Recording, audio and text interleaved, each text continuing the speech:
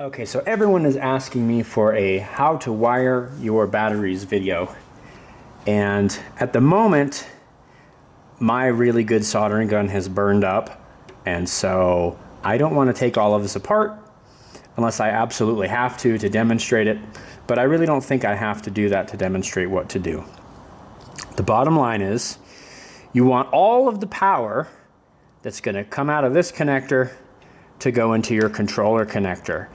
So how do we wire this? The most important thing is you have to take this off of your current set of batteries. So black is always negative and red is always positive. If we follow this negative cable to the negative here, and this positive cable to the positive here, in between those, we've got everything connected to create 48 volts. So you want to try and do the same thing. There's two different ways you can wire a battery. You can wire it in parallel, which would mean that you wire the positives together in a line and the negatives together in a line. And at the end of this, it would still be reading 12 volts because each one of these batteries is 12 volts.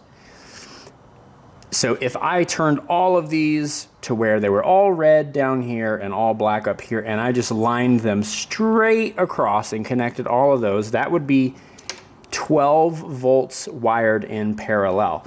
Now the difference is these are 5 amp hour batteries. So that'd be 5, 10, 15, 20 amps of current flowing into 12 volts into whatever you had it connected to, okay?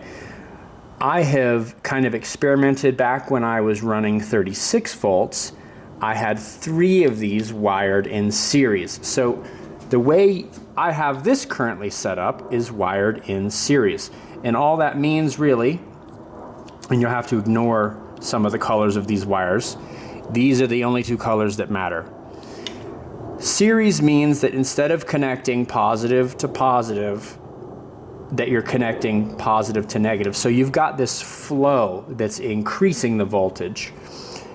Now you still have 20 amps of current because that's the power that this battery can output is 5 each, which would be 20 total.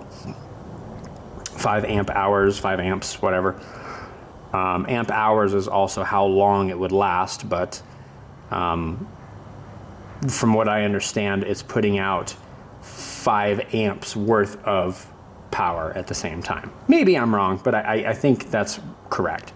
Anyhow, in between this positive and negative, we have everything wired in series. So we start here at the negative, and then it goes to the positive, and from this positive, it flows to the negative of the next battery. From this negative, it flows to the positive in that battery. And from this positive, it flows to the negative of the next battery.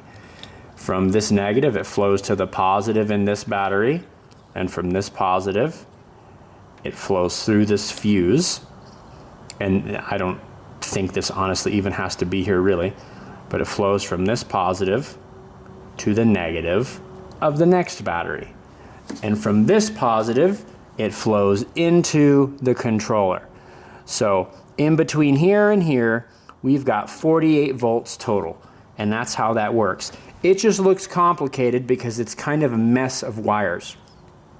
I could have made this look a lot better. I could have just wrapped it to where you didn't even see any of this. Part of the reason this looks so complex is because I took the stock fuse that was in between the first 2 batteries and I left it in here. And rather than just jumping a wire straight across here, I made this to where I could just disconnect it if I wanted to. So that adds a little bit of visual complexity. And I've also got other wires here also, and people might be wondering what that is. This is the 12 volts right here, the positive and the negative, that feed all the way down here under the seat, that go to my LEDs.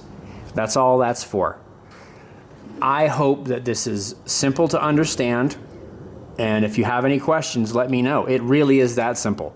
It's just 4 batteries wired in series, And the way you want to check and make sure that you've got this correct is you'll put your, if you have one, a voltmeter in either one of these, and when you turn it on to check direct current, it'll show you between 48 and probably 54-ish volts, depending on how charged the batteries are. So I'll go get my battery meter real quick and I'll show you what it looks like. Here's my battery meter. We're going to turn it on to the volts. This is DC, I believe. Yep, it says right down here, if we can see it, that says DC. And I'll leave that right there. Hopefully we can continue to see that. And on this one, it doesn't matter how you hook it up, but just watch. I'm gonna hook this up normally. So black to black, which would be negative, and then red to red. And I'm putting out 54 volts right now, okay? And if I swap this around the other direction, it'll basically just tell you with a little negative sign that you've got it hooked up backwards, that negative sign over the DC. So, but you can check, and actually this is important to know. I'm glad I just thought of this right now to remember this here. You wanna make sure that each one of your battery cells is charged to the same amount. Meaning, let's see what a fully charged battery looks like. So just this one cell. If I put my positive probe here and my negative probe here, that's saying 12.5 volts. If I go to the next battery, and I could do it here too. It's just going to show reverse polarity. That's 13.8. That's more voltage than this battery should have. So this battery is actually overcharged. This one here is 13.8. This is also overcharged. They should be 12.7 max. And I'll explain why I probably have this problem in a minute here. And this is 14. This is way overcharged. So the thing about a charger is, at least this charger, these are lead acid batteries and they don't have a battery management system installed in here anywhere like a lithium ion battery would. So all it does when you hook up a charger to this is it measures the actual voltage to whatever you have it hooked up to. So while the total voltage is correct for a 48 volt battery, each one of these individual cells adds up to that. But as we saw, this one is actually less than it should be. Or actually, it's just a hair less than it should be, because I think it was 12.5. Yep, it should be 12.7, and these other ones should be lower. Let's see, I'm really shitty at math right now. 12.7 times 4. Let me do the math. Actually, we'll just do 54 divided by 4. That's 13.5. Okay. Okay, 13.5 is not bad. Anyhow, let me explain to you what happened. Part of the reason I think this one is actually lower than the other ones is because I took this out to actually use this battery. So I zapped some of the energy out of this and then I put it back in here. So what I should have done was made sure that the 3 of these were all drained. You want these to be drained equally. So if you get a battery and it's 12.5 volts, but you've got another one that's 13 point something, hook it up to something that uses 12 volts and just run the power out. We had used this to actually inflate a raft that we had just bought, and that's why this is lower. So in order to get these as accurate as possible, I need to drain.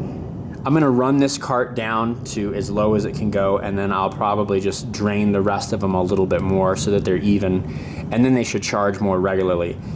After charging it, if one of these is still lower and the rest of them are higher, I probably have damaged this battery, but so far performance-wise, I haven't noticed it. I've read that over time, overcharging or discharging a battery too much can damage it, but I've been through several cycles at this point and everything seems to be fine. But that's the only thing that I can really think of left to tell you. If you have any questions, just ask them, and if I really need to, I'll make a more detailed video on how to wire these things up. Have a good one.